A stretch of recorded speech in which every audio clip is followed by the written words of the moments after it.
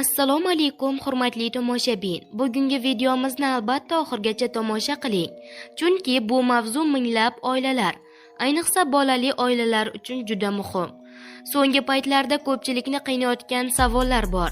Ya'ni O'zbekistonda bolalar nafaqasi kimlarga beriladi? Moddiy yordam olish uchun qanday talablar bor? Qancha miqdorda to'lanadi va qachon beriladi?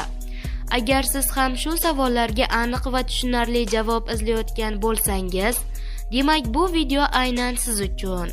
Videoni boshlashdan oldin bir kichkinagina iltimos. Agar bu mavzu sizga qiziq bo'lsa, hoziroq like bosib qo'ying va kanalimizga obuna bo'ling.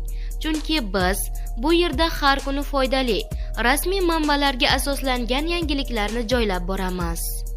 Diqqat qiling, O'zbekistonda bolalar nafaqasi va moddiy yordam kimlarga qancha to'lanadi?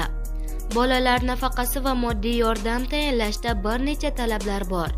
Ijtimoiy himoya milliy agentligi nafaqalar tayinlash va to'lovlarni amalga oshirishda vakolatli davlat organi hisoblanadi. Asosiy talablar: bolalar nafaqasi va moddiy yordam ijtimoiy himoya yagona reyestri orqali kam ta'minlangan oilalarga tayinlanadi.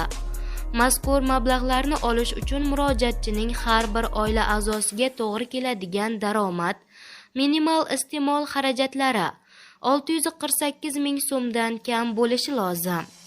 Bolalar nafaqasi va moddiy yordam tayinlashda arizachining mehnatga layoqatli oila a'zolari band bo'lishlari yoki mehnat organlariga murojaat qilgan bo'lishlari kerak. Shu bilan birga talabgordan bittadan ko'p ko'chmas mulki, natural ko'chmas mulki, yangi avtomashinasi, bankda katta miqdordagi depozitlari va qimmatli qog'ozlari bo'lmasligi ham inobatga olinadi. Yangi tartib: O'zbekistonda 2024-yilning 1-mayidan boshlab MyGov.uz portali orqali bolalar nafaqasi yoki moddiy yordam uchun onlayn ariza berish imkoniyati yaratildi. Bolalar nafaqasi yoki moddiy yordam olish uchun ariza berish, ularni ko'rib chiqish, tayinlash va to'lashning amaldagi tartibi saqlab qolingan holda yana bir qo'shimcha tartib joriy etildi. Unga ko'ra, endilikda arizachi mahalla fuqarolar yig'iniga tashrif buyurib, Inson ijtimoiy xizmatlar markazi direktori nomiga ariza bilan murojaat qilishi mumkin.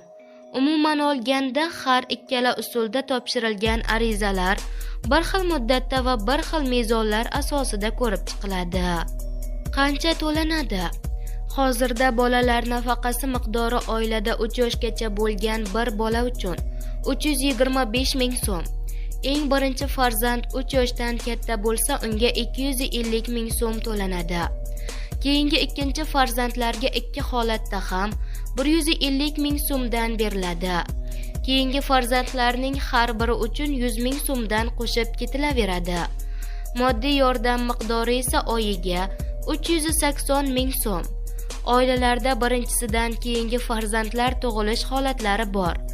Amaldagi tartibga binoan yangi tug'ilgan chaqaloq to'g'risidagi ma'lumotlar FHDY organining axborot tizimidan onlayn va avtomat tarzda olinadi. Ya'ni fuqarolar yangi farzandi tug'ilgach bolalar nafaqasini qayta hisoblash bo'yicha murojaat qilmaydi.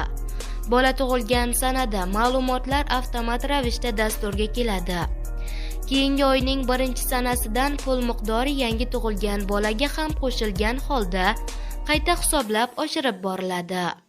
Eslatib o'tamiz, ijtimoiy to'lovlar bilan bog'liq barcha savollarga tuman yoki shaharlardagi inson ijtimoiy xizmatlar markazlariga murojaat qilish mumkin, deyiladi xabarda. Xullas do'stlar, bugun sizlar bilan O'zbekistonda bolalar nafaqasi va moddiy yordam masalasini eng muhim jihatlari bilan ko'rib chiqdik. Umid qilamizki, bu ma'lumotlar siz uchun foydali bo'ldi. Agar video sizga kerak bo'lgan savollarga javob bergan bo'lsa, like bosishni unutmang va kanalimizga obuna bo'lib qo'ying. Chunki bu yerda biz har kuni dolzarb va foydali yangiliklarni joylab boramiz. Agar sizda savollar bo'lsa yoki o'zingizning holatingiz bo'yicha bilmoqchi bo'lsangiz, izohlarda yozib qoldiring. Albatta ko'rib chiqamiz. Videoni yaqinlaringizga ham ulashing, balki aynan shu ma'lumot kimgadir juda kerak